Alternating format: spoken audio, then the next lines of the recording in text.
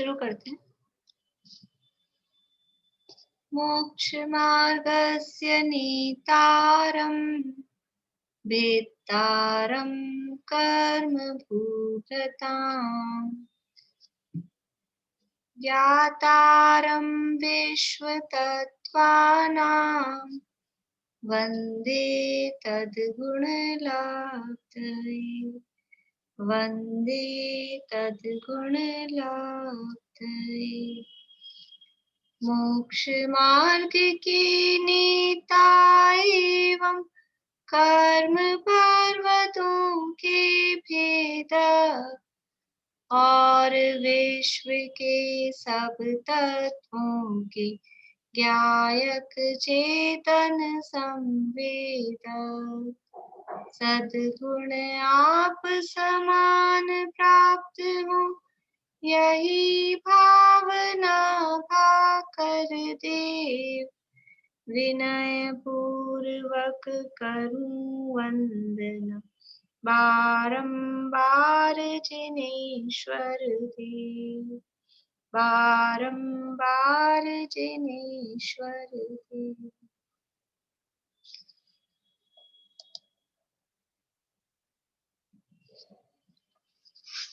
सूत्र बोलेंगे।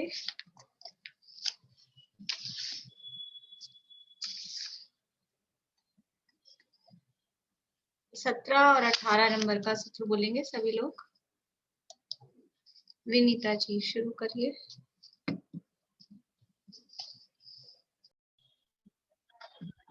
बोलिए बुआ।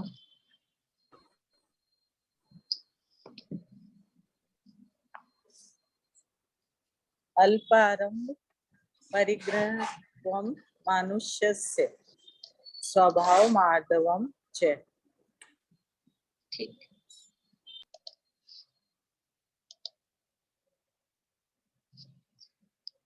प्रमिला चाची जी।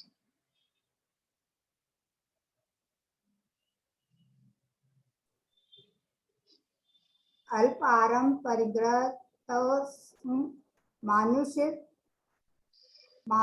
मानुष्य से स्वभाव मार्दव च।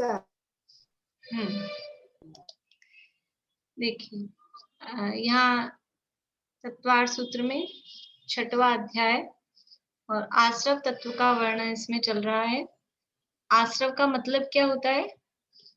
आश्रव किसे कहते हैं? बोले नेहा जी।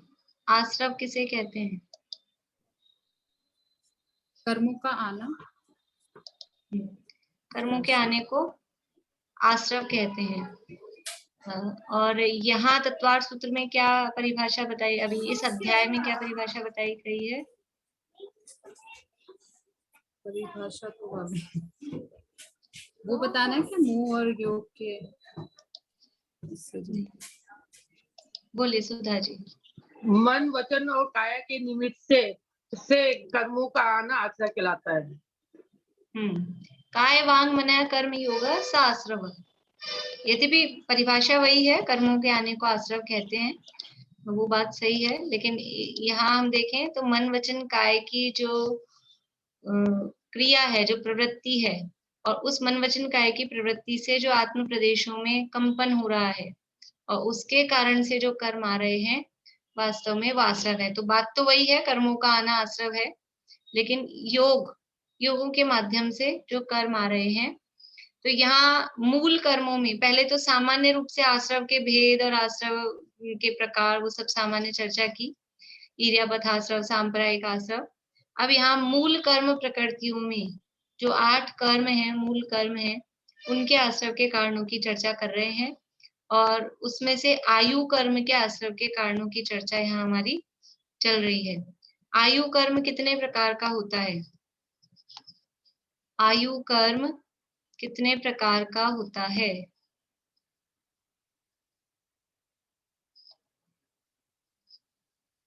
राजमती जी बताएंगे आप, आयु कर्म कितने प्रकार का होता है? नहीं। ईशा।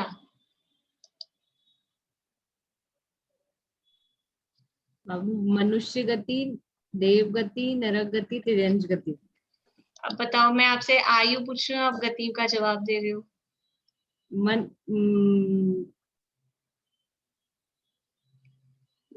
जवाब वही है, लेकिन गति नहीं लगाना है। ये गति नहीं लगाना है। मनुष्य आयु। मनुष्य आयु। हाँ, नरक आयु, तिर्यंच आयु, मनुष्य आयु और देव आयु, ये 4 प्रकार। गति तो कर्म दूसरा है, इसलिए आप सोचोगे मेरे को तो पूरे नंबर मिलने चाहिए, 0 नंबर आ जाएगा, क्योंकि प्रश्न पूछा है आयु का और आपने जवाब लिख दिया गति का, तो कैसे नंबर मिलेंगे? है तो नाम तो वही है। आयु कर्म 4 प्रकार का है, नरक आयु, तिर्यंच आयु, मनुष्य आयु और देव आयु, ये 4 प्रकार के आयु हैं। आयु कर्म का काम क्या है? क्या तकलीफ है हमको आयु से? तकलीफ है कि आराम है, जो भी है, काम क्या करता है आयु कर्म?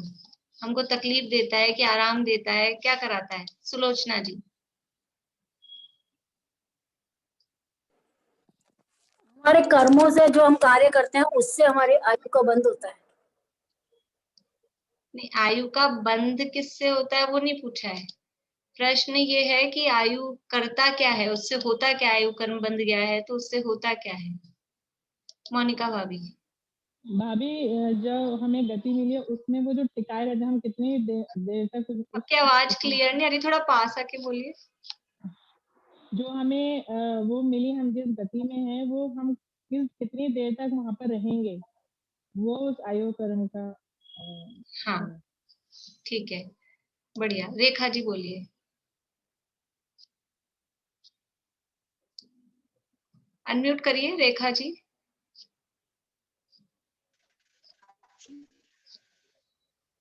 आयु कर्म का बंद होता है तो हमको अपना एक अगले जन्म का डेस्टिनेशन पता चलता है कि हमको कहाँ जाना। आयु कर्म बंद है तो हमको कहाँ जाना है और कितने समय तक रहना है। एक ये इसकी जेल की तरह हो गया आयु कर्म की भाई। हाँ, लेकिन हमको पता लगता है, हमको पता लगता है हमें कहाँ जाना है, हमें कितने दिन रहना है, हमको पता होता है। ये उसी को पता है, जो भेज रहा है उसी को पता है कि कहाँ जाना है और कब कितने दिन रहना। हमको पता है अभी भी हमें कितने दिन रहना है।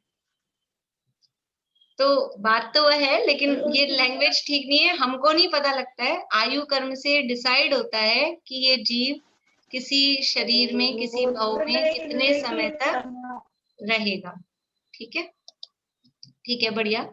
यानी आयु कर्म से ये पता यानी ये डिसाइड होता है कि किसी भाव में जिस शरीर को जीव ने धारण किया है उस शरीर में कितने समय तक ये जीव रहेगा, ये उस शरीर में रोके रखता है। तो अच्छी बात है, आयु कर्म तो अच्छा है, हमको शरीर में रोके रखता है।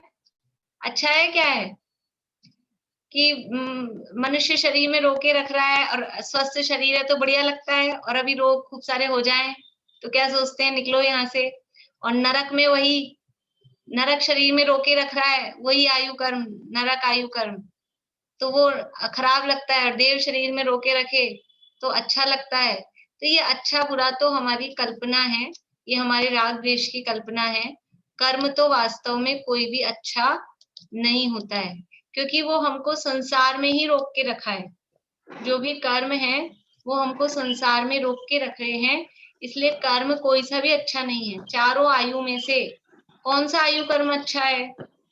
अभी तो अपन ने बात पूरी नहीं की, अभी तो देवायु बची है, लेकिन देव का तो सबको पता ही है। इसलिए कौन सी आयु अच्छी है, कौन सी आयु बांधनी चाहिए? सुधा जी आपको कुछ पूछना है? नहीं, नहीं, कौन सी आयु हमें बांधनी चाहिए? मनुष्य आयु। मनुष्य आयु। देखिए, नरक के लिए 1, तिर्यंच के लिए 2, मनुष्य के लिए 3 और देव के लिए 4। ऐसे आपको सबको जवाब देना है, क्योंकि एक एक से पूछूंगी तो बहुत देर लग जाएगी। 1 उंगली नरक के लिए, 2 उंगली तिर्यंच के लिए, 3 मनुष्य के लिए और 4 देव के लिए। क्या बात है, मैं तो सोची थी सब 4 दिखाएंगे, सब 3 दिखा रहे हैं। और ये समीक्षा 5 दिखा रही है, 2 तो कोई नहीं दिखा रहा ना। शशि जी आपकी नहीं दिख रही उंगलियां मुझे, और आशा आंटी की भी नहीं दिख रही, दीपिका जी की भी। सबको देनी है, दिखानी उंगली तो मुझे सबको दिखानी है। हाँ, 3 चलिए बढ़िया।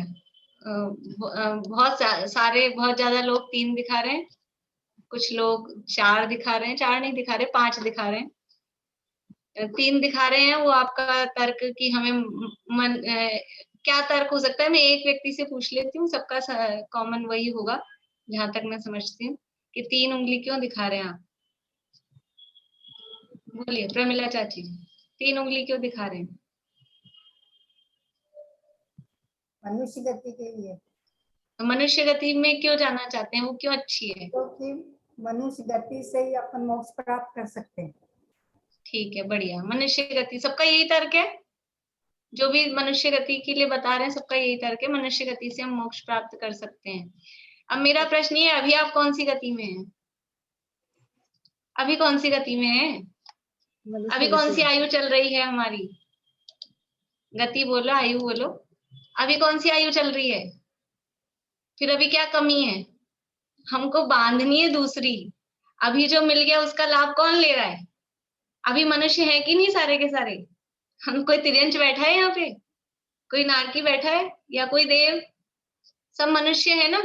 फिर क्या तकलीफ है? अभी मनुष्य हैं, अभी वो काम नहीं कर रहे, हम ना करना चाह रहे हैं।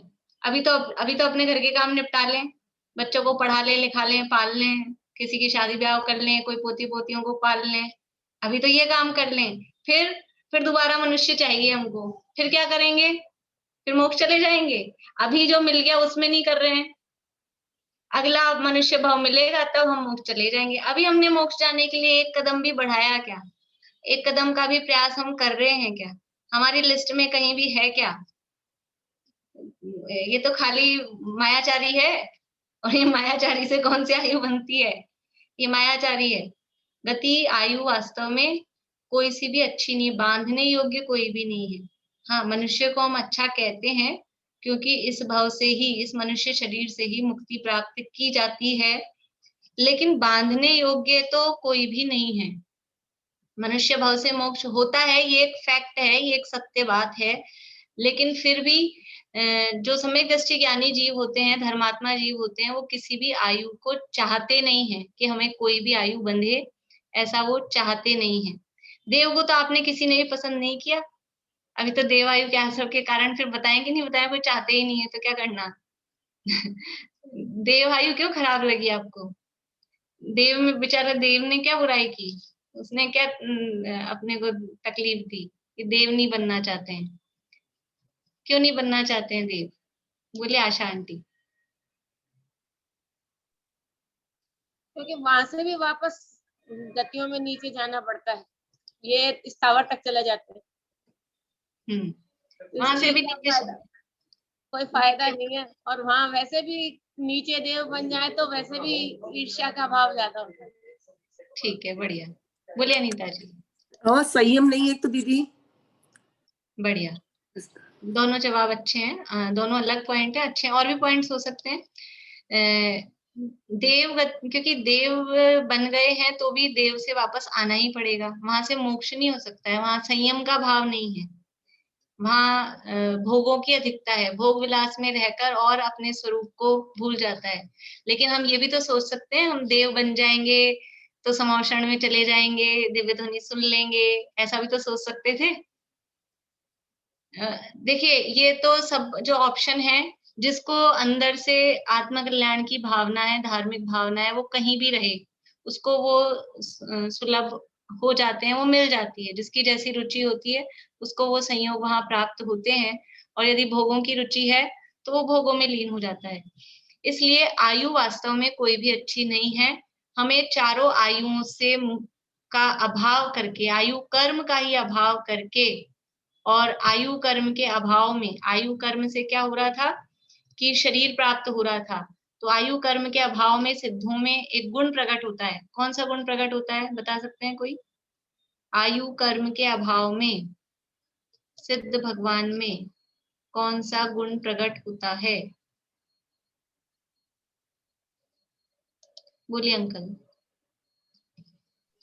अव्यवाद। अव्यवाद नहीं। सुनीता आंटी। अवगाहनत्व गुण प्रकट होता है। अवगाहनत्व, अवगाहनत्व गुण प्रकट होता है आयु कर्म के अभाव में। तो हम भी आयु कर्म का अभाव करके और अटल अवगाहना, ये आयु कर्म के कारण अलग अलग शरीर प्राप्त हो रहे थे, तो हमारी अवगाहना मतलब ये जो एरिया, जो क्षेत्र अपन ऑक्युपाई करते हैं, जो क्षेत्र अपन धारण करते हैं, तो वो हमारी अवगाहना बार बार में बदल रही थी। अब आयु कर्म का अभाव हुआ तो एक अवगाहनत्व नाम का गुण प्रकट होता है। अब उसके बाद में कभी भी हमारी अवगाहना, हमारा जो साइज है, जो भी आकार प्रकार आत्म प्रदेशों का है, वो नहीं बदलता है, ऐसा गुण वो प्रकट होता है। तो आयु कर्म के आश्रव के कारणों की चर्चा पढ़कर हमें कौन सी आयु बांधनी है, कौन सी सेलेक्ट करें, कौन सी पसंद करें। ऐसा होता है ना, घर में कभी बहुत सारी बच्चों के लिए टॉयज आ जाए तो पसंद कर लो, लेडीज के लिए साड़ियां आ जाए कि सूट आ जाए वो पसंद कर लो, जेंट्स के लिए उनकी पसंद की कोई चीजें आ जाए। ऐसे हमको 4 प्रकार की आयु बिखेर दी है, पसंद कर लो, इनके आश्रव के कारण है, आपको कौन सा करना है। हमें कोई भी पसंद नहीं है, हमें कोई से भी आयु का आश्रव नहीं करना है, भावना ये होनी चाहिए। पर वो जब तक संसार में है तब तक होता है, वो एक अलग बात है, लेकिन कोई भी कर्म बांधने योग्य नहीं है, ऐसी भावना हमें होनी चाहिए। तो यहाँ हमने नरक, तिर्यंच और मनुष्य आयु के आश्रव के कारणों की चर्चा की। इनमें उत्तरोत्तर ये क्रम ऐसा क्यों है, ये क्रम जब हम बोलते भी है ना तो कोशिश करना चाहिए इसी क्रम से बोला करें, नरक, तिर्यंच, मनुष्य और देव। तो जो इनके कारण हैं, जो हमने से 4 तीव्रता वाली कक्षाएं देखी, तो सबसे तीव्र, फिर उससे कम, फिर उससे कम और सबसे कम। तो इसी क्रम से कि जहाँ सबसे तीव्र जो परिणाम है, तीव्र रौद्र परिणाम है, तीव्र पाप के परिणाम है, बहुआरंभ परिग्रह के परिणाम है, उससे नरक आयु का आश्रव होता है। फिर उससे थोड़े कम आरंभ परिग्रह के मायाचार के परिणाम है, आर्त ध्यान के परिणाम है, उनसे तिर्यंच आयु का आश्रव होता है।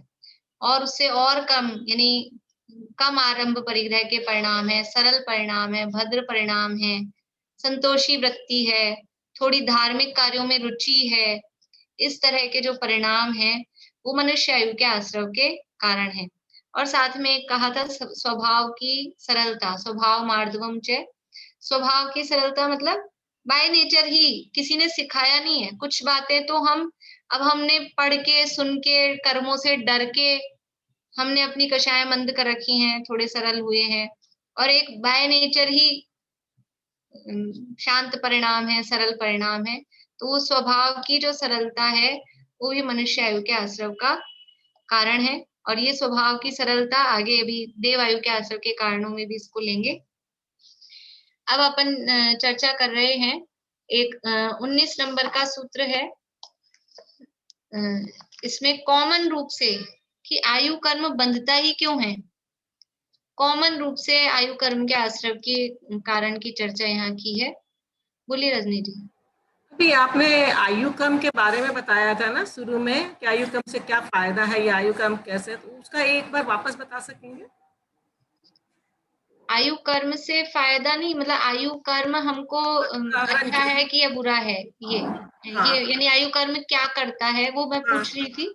जो पहले अपन ने देख लिया था, मतलब कई दिन पहले प्रकरण शुरू किया था, आयु कर्म क्या काम करता है, तो हमको शरीर में रोके रखता है, बांधे रखता है।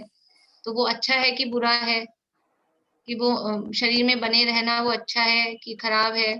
तो वास्तव में वो अच्छा बुरा तो है नहीं, लेकिन ये शरीर में रोके रखता है, उस हिसाब से वो हमारे लिए हितकारी नहीं है, क्योंकि हमें शरीरों में रुकना नहीं है, शरीर से रहित होना वो हमारा लक्ष्य है, वो हमारा ध्येय है। इसलिए कोई भी कर्म बांधना वो हमारा उद्देश्य नहीं है। 19 नंबर का सूत्र है, और सामान्य रूप से सभी आयुओं के आश्रव का कारण इसको यहाँ पर बता रहे हैं। नेहा जी आप बोलना पीछे।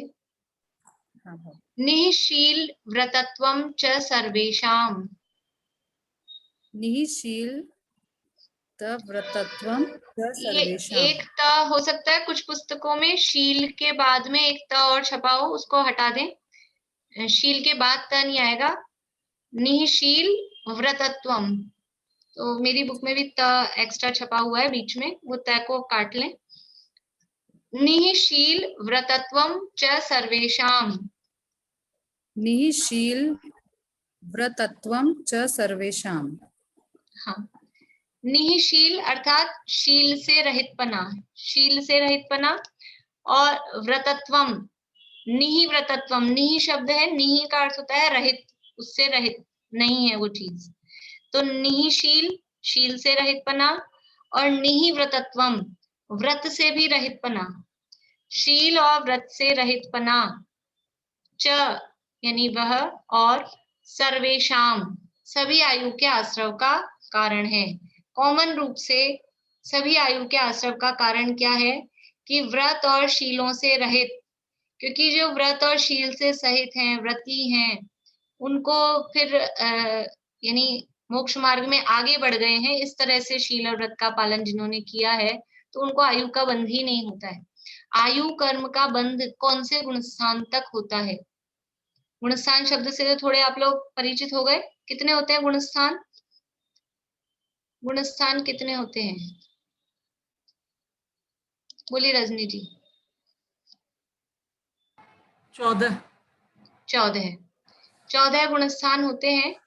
तो आयु कर्म का बंध, आयु कर्म का बंध कौन से गुणस्थान तक होता है? बोलिए रजनी जी हरियाणा। 7वें गुणस्थान तक। बढ़िया। आयु कर्म का बंध 7वें गुणस्थान तक होता है। उसके बाद में यानी कोई जीव यदि 8वें गुणस्थान में पहुंच गए और अभी तक आयु नहीं बंधी है, तो 8वें में जाने के बाद आयु नहीं बंधेगी। वापस कदाचित उतर के आ जाएं तो बाद में बन जाए, वो एक अलग बात है। लेकिन यदि अभी तक आयु नहीं बंधी और 8वें में पहुंच गए, 9वें में, 10वें में, 12वें में, यानी जिनको मोक्ष जाना है उनकी तो आयु बंधेगी ही नहीं। जिनकी आयु बंध गई वो मोक्ष जा सकते हैं या नहीं? पहले मुझे देवायु बंध गई, मुझे मतलब कोई मुनिराज को देवायु बंध गई, और फिर मुनिराज हैं, मुनि हैं, अब वो मोक्ष जा सकते हैं या नहीं? आयु कर्म का अभाव करके मोक्ष में चले जाएंगे या नहीं जा सकेंगे?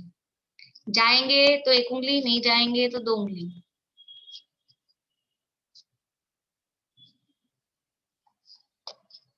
कर्मों का अभाव नहीं कर सकते, आयु बंध गई तो। सब सही जवाब दे रहे हैं, कुछ लोग गलत दे रहे हैं।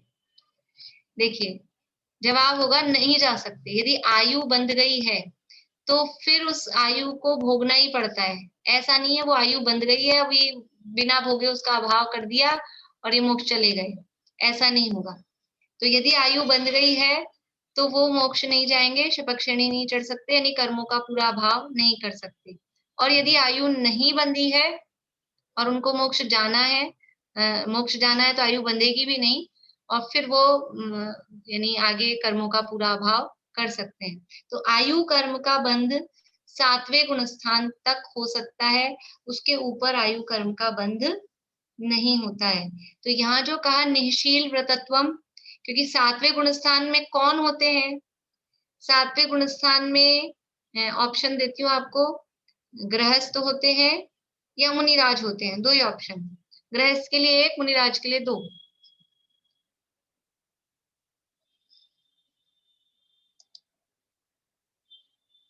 बढ़िया।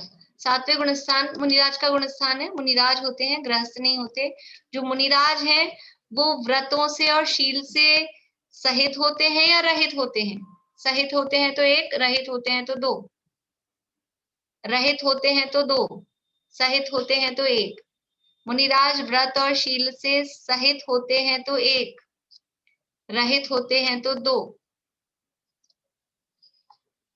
कुछ लोग 2 दिखा रहे हैं। मुनिराजों के शील और व्रत नहीं होते। शील का अर्थ यदि आपको नहीं समझ में आ रहा है तो व्रत का अर्थ तो समझ में आता है। अभी बात करेंगे अपन शील किसे कहते हैं। व्रत तो समझ में आते हैं। मुनिराज के व्रत होते हैं या नहीं होते हैं? कौन से व्रत होते हैं नेहा जी? मुनिराज के व्रत कौन से होते हैं? अणुव्रत। मुनिराज के अणुव्रत होते हैं? नहीं, कहाँ गए? सुधा जी, मुनिराज के व्रत होते हैं या नहीं?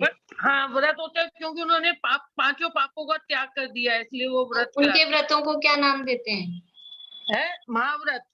महाव्रत।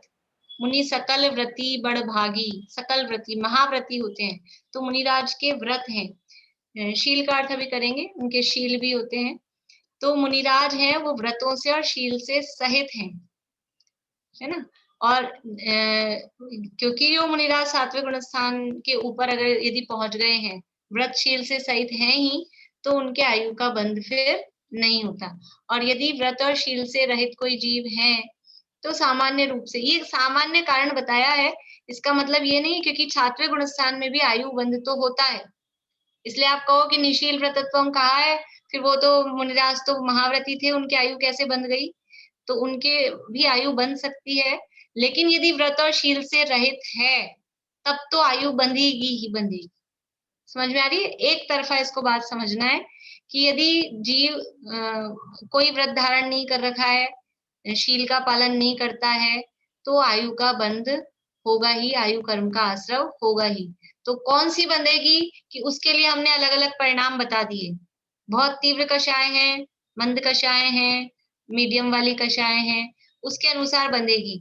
लेकिन व्रत और शील से रहित है तो आयु कर्म बंधेगा। निशील व्रतत्वम च सर्वेशाम, व्रत और शील से रहित पना वो समस्त आयु के आश्रव का कारण है। अब यहाँ प्रश्न उठता है, शील किसे कहते हैं और व्रत किसे कहते हैं? देखिए, शील शब्द के कई अर्थ होते हैं। पहले अपन अर्थ 3-4 जो अर्थ होते हैं वो देखते हैं, फिर यहाँ कौन सा अर्थ ज्यादा उपयुक्त होता है वो देखते हैं। बोलो प्रीति, शील शब्द के अर्थ। शील का एक तो वो दिग्व्रत, गुण व्रत और वो होते हैं ना शिक्षा व्रत, वो हो गए।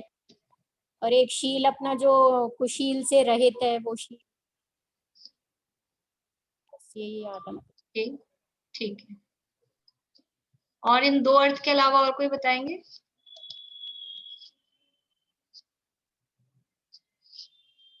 ठीक है। शील शब्द का एक तो अर्थ होता है स्वभाव। शील का अर्थ प्रकृति या स्वभाव भी होता है। ये केवल मैं अर्थ बता रही हूँ, यहाँ सारे अर्थ लगेंगे ऐसा नहीं है। शील का एक अर्थ होता है प्रकृति या स्वभाव, नेचर जिसे अपन कहते हैं, वो भी शील का अर्थ है। दूसरा अर्थ शील का जो सामान्य रूप से हम अर्थ लेते हैं, कुशील का विपरीत, ब्रह्मचर्य के अर्थ में शील, इस शील का पालन हमें करना चाहिए, शील की मर्यादा में रहना चाहिए, ऐसा जो हम बोलते हैं। 5 पापों में जो कुशील शब्द है, तो कुशील का अपोजिट शील, या जिसे हम ब्रह्मचर्य भी कह सकते हैं, तो वो शील का अर्थ, यानी ब्रह्मचर्य का पालन करना, कुशील नहीं करना, वो एक शील, ये दूसरा अर्थ हुआ। तीसरा होता है शील का अर्थ, श्रावक के 12 व्रत होते हैं। जो श्रावक होता है, श्रावक मतलब पंचम गुण स्थानवर्ती जो श्रावक होता है, उसके 12 व्रत होते हैं। कौन कौन से 12 व्रत होते हैं वो चर्चा अपन आगे करेंगे विशेष रूप से 7वें अध्याय में, लेकिन सामान्य रूप से बता सकते हैं। कोई छेड़ाला में आए थे ये, चौथी ढाल में।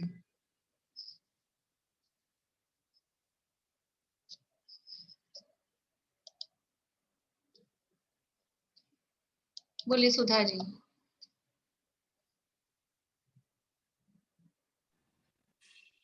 5 गुणव्रत, 3 5 गुणव्रत, 3 गुणव्रत और 4 शिक्षाव्रत। 5 गुणव्रत, 5 अणुव्रत, 5 अणुव्रत, हाँ, अणुव्रत, हाँ 5 अणुव्रत, 3 गुणव्रत और 4 शिक्षाव्रत। बढ़िया। 5 अणुव्रत, 3 गुणव्रत और 4 शिक्षाव्रत, ये श्रावक के 12 व्रत होते हैं। 5 अणुव्रत, 3 गुणव्रत और 4 शिक्षाव्रत। जिन लोगों को नहीं याद है अभी केवल लिख लें, इसकी चर्चा विशेष अब अपन आगे 7वें अध्याय में करेंगे। और जिन लोगों ने छेड़ाला पढ़ी है उनको याद आया होगा, भूल गए थे अगर तो, कि ये 12 व्रत श्रावक के होते हैं। इनमें से 5 जो अणुव्रत हैं उनको तो कहते हैं व्रत, 5 अणुव्रत को कहते हैं व्रत, और 3 गुणव्रत और 4 शिक्षाव्रत, इन 7 को कहते हैं शील। इनको कहते हैं सप्तशील। 5 अणुव्रत, उनको सामान्य रूप से कहा व्रत, और 3 गुणव्रत और 4 शिक्षाव्रत। 3 गुणव्रत और 4 शिक्षाव्रत, ये हो गए 7। इन 7 को कहते हैं शील। शील व्रत भी कहते हैं अथवा शील भी कहते हैं, सप्तशील ऐसा कहते हैं। तो दूसरा यानी तीसरा शील का अर्थ हुआ ये जो 7 हैं, 3 गुणव्रत और 4 शिक्षाव्रत, ये भी एक शील का अर्थ हुआ। ठीक है।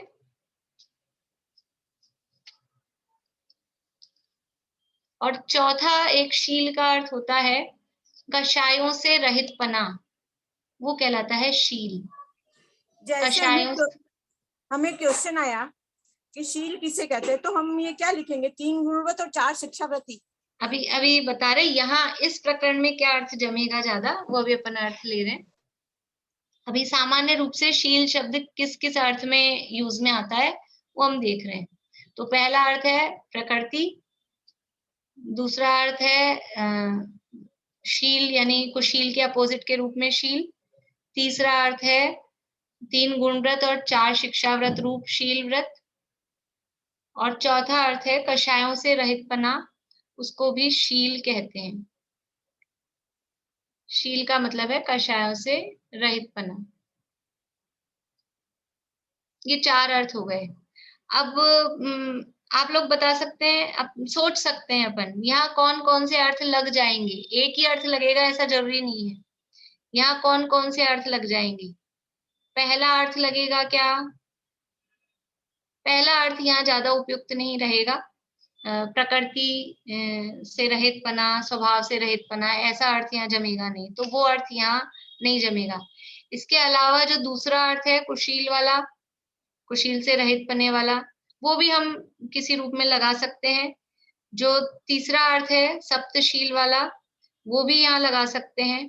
और जो चौथा अर्थ है कषायों से रहित पना, वो भी हम यहाँ लगा सकते हैं। तीनों अर्थ जो दूसरा, तीसरा और चौथा तीनों अर्थ हैं, वो तीनों अर्थ हम यहाँ ले सकते हैं, क्योंकि वो तीनों में एक्चुअल में देखा जाए तो वो 3 कहे हैं, लेकिन तीनों में चीज कॉमन है। तीनों में कषायों की मंदता या कषायों का अभाव वो तीनों में आएगा।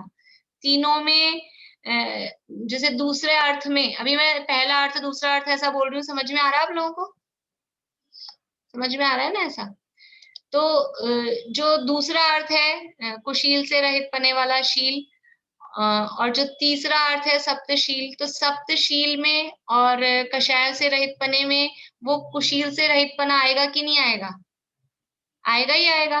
जब सप्तशील का पालन करेंगे, 5 अणुव्रतों का ही पालन जहाँ होगा, उसके साथ में गुणव्रत और शिक्षाव्रत है, तो वहां कुशील सेवन वाला चीज वहां नहीं होगी, इसलिए वो अर्थ उसमें आएगा।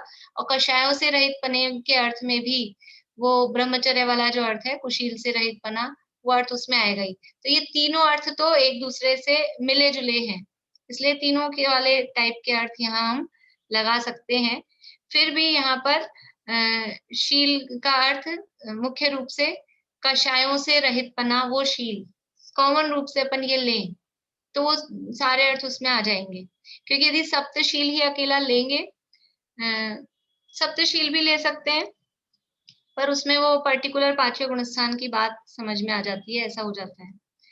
तो निःशील है, देखिए शील का अर्थ हमने लिया कषायों से रहित, अब निःशील है, तो निःशील का अर्थ क्या बनेगा?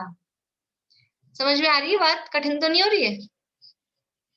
समझ में आ रही है ना? निःशील का क्या अर्थ बनेगा, बोलो ईशा।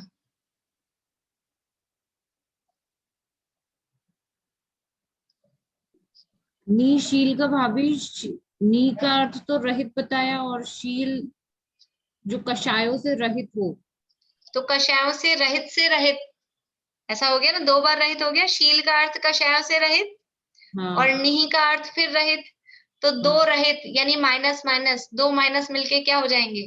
शील सहित। नहीं, तो शील का पालन करें। बोलिए।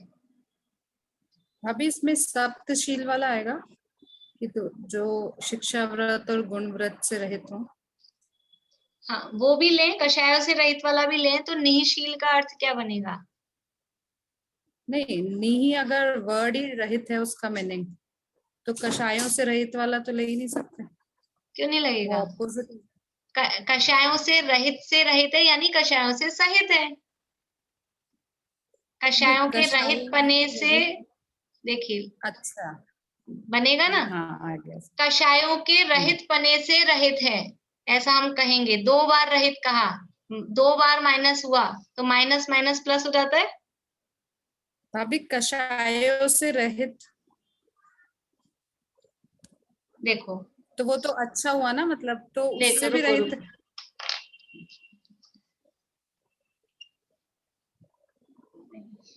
रुको, निहि और ये शील, ठीक है। निहि यानी रहित और शील यानी कषायों से रहित।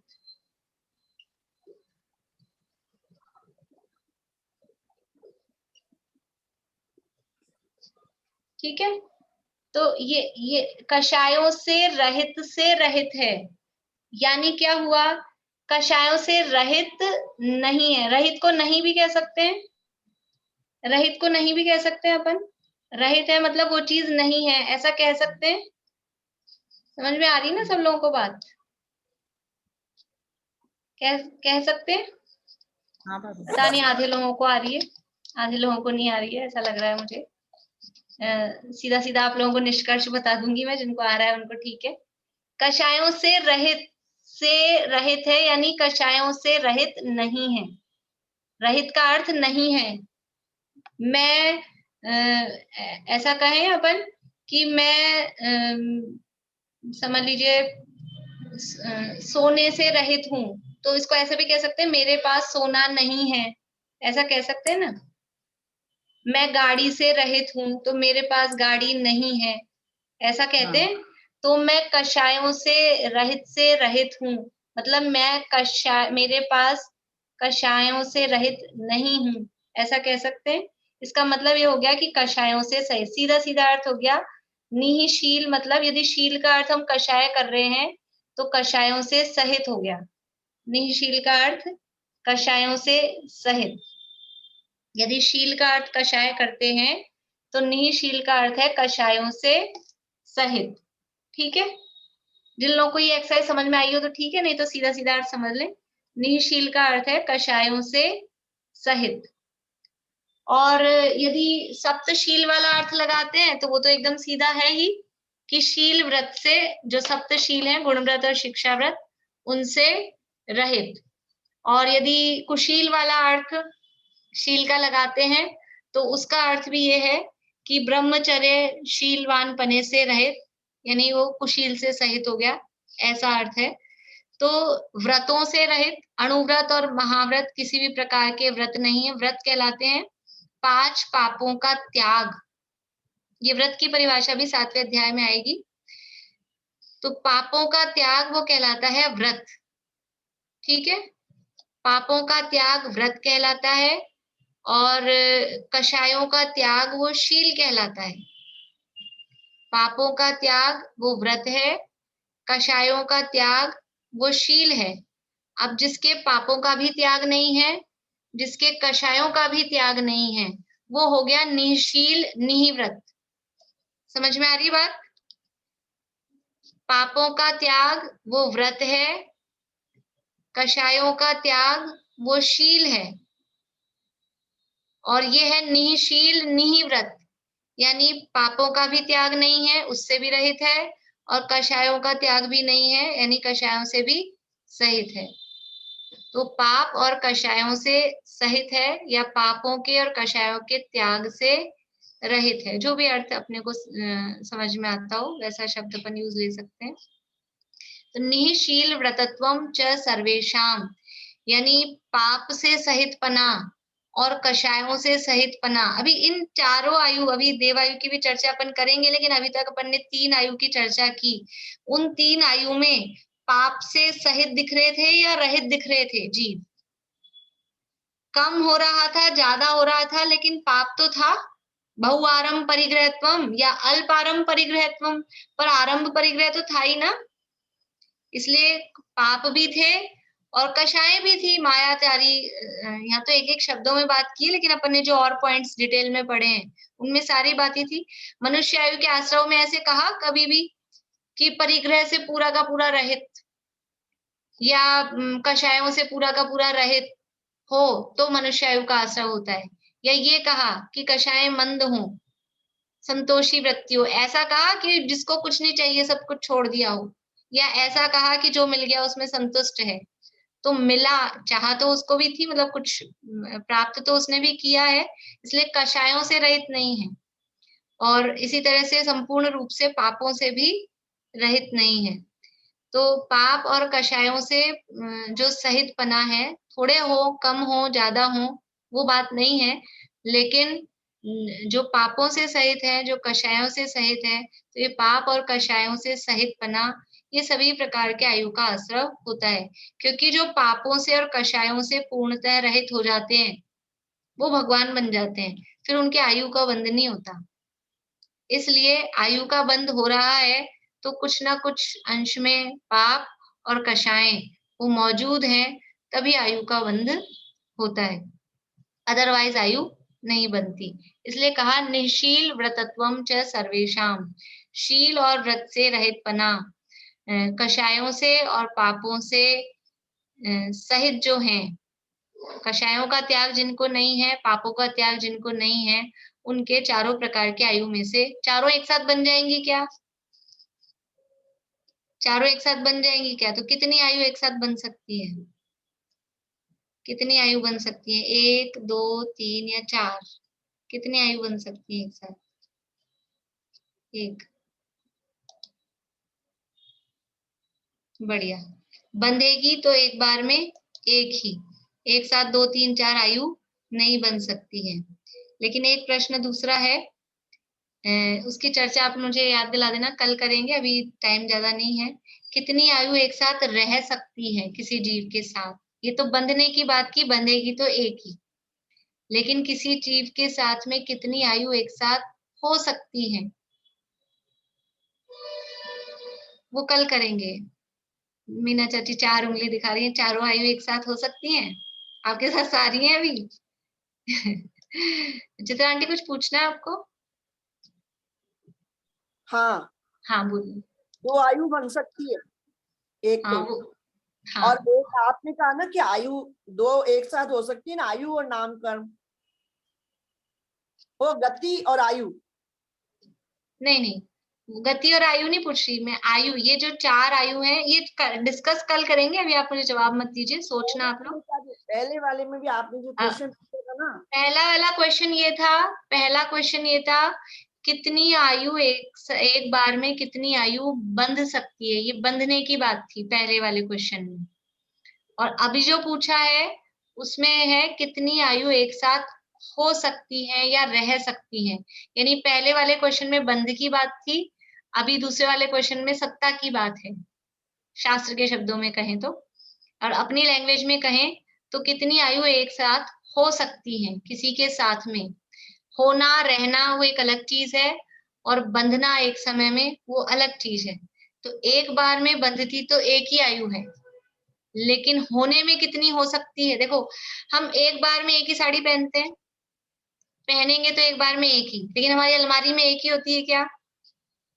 अलमारी में एक ही होती है क्या? अलमारी में बहुत सारी हो सकती हैं। ऐसे हमारे साथ में स्टॉक, सत्ता का मतलब है स्टॉक में, तो स्टॉक में कितनी आयु हो सकती है? वो जवाब बहुत लोग दे रहे हैं, उनको पता भी, लेकिन अपन डिस्कस करेंगे उसके बारे में कल करेंगे, अभी ज्यादा समय नहीं है। और भी फिर उसके साथ बातें आएगी, तो अभी मैं स्टार्ट कर दूंगी ना तो फिर वो ओवर टाइम हो जाएगा, इसलिए बोलिए। एकदम सम्यक की प्राप्ति होने के बाद फिर आयुष हमारे साथ रह सकती है। जब सम्यक की प्राप्ति हो जाती है, ये तीर्थंकर पद की तीर्थंकर आयुष का बंद हो जाता है, तब हमारे पास ये आयुष रहती है। मतलब कितनी हम आयुष करेंगे, कितने कर्म मतलब आगे करेंगे आयुष। यानी आप ये पूछ रहे हैं कि सम्यक की प्राप्ति होने के बाद में कितनी आयु रह सकती है? आयुष साथ में रहती है ना, कितने भाव करेंगे। हाँ, भाव, कितने भाव? हाँ। ऐसा नियम नहीं है, मतलब सम्यक तो अलग अलग टाइप का होता है। यदि शायिक सम्यक तो हुआ है, शायिक सम्यक तो हुआ है तो 3 या 4 भाव, वर्तमान वाले भाव को मिलाकर और अंतिम भाव को भी मिलाकर जिससे मोक्ष होएगा, उन दोनों भावों को मिलाकर ज्यादा से ज्यादा 3 या 4 शायिक सम्यक दृष्टि है तो। और यदि तीर्थंकर प्रकृति बन गई है तो ये भाव, एक अगला भाव और फिर जिस भाव में आके तीर्थंकर बनेंगे, ऐसे 3 भाव बस। तीसरे भाव से चौथा भाव नहीं होगा। तीर्थंकर प्रकृति जिनको बंध गई है उनको। और यदि शायिक सम्यक दृष्टि है तो 3 या 4 भाव ज्यादा से ज्यादा हो सकते हैं। पर यदि औपशमिक या शैवशमिक सम्यक दृष्टि है तो उनका कह नहीं सकते। यदि सम्यक तो मेंटेन रहता है, बना रहता है शैवशमिक सम्यक दृष्टि का, तो 15 भाव से ज्यादा ऐसी बात आती है। फिर अधिक भाव नहीं होते हैं शैवशमिक सम्यक दृष्टि के, अगर मेंटेन रहता है सम्यक दर्शन तो।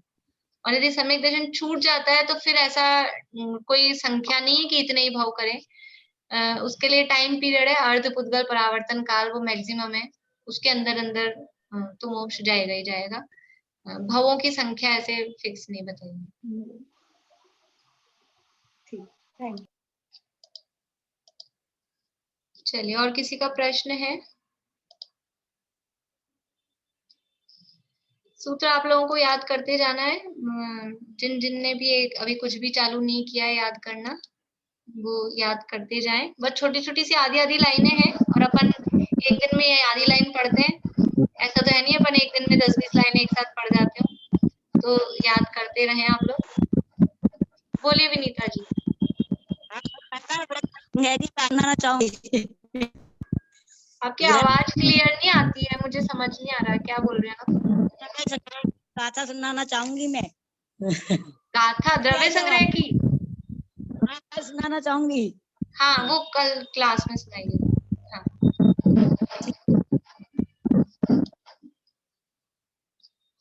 चलिए, अभी अपना समय हो ही गया है। किसी का प्रश्न है तो बोलिए, नहीं तो फिर अपन पूरा करते हैं अभी। नहीं, जिनवाणी स्तुति।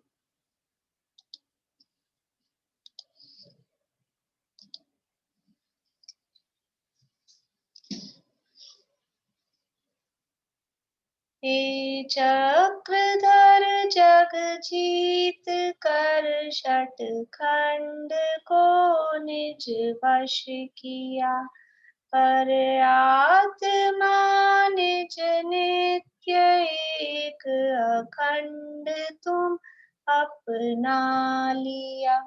हे ज्ञान घन अरनाथ जिन धन धान्य को ठुकरा दिया, विज्ञान घन आनंद घन निज आत्मा को पा लिया। नौ बार नमो कार्बन।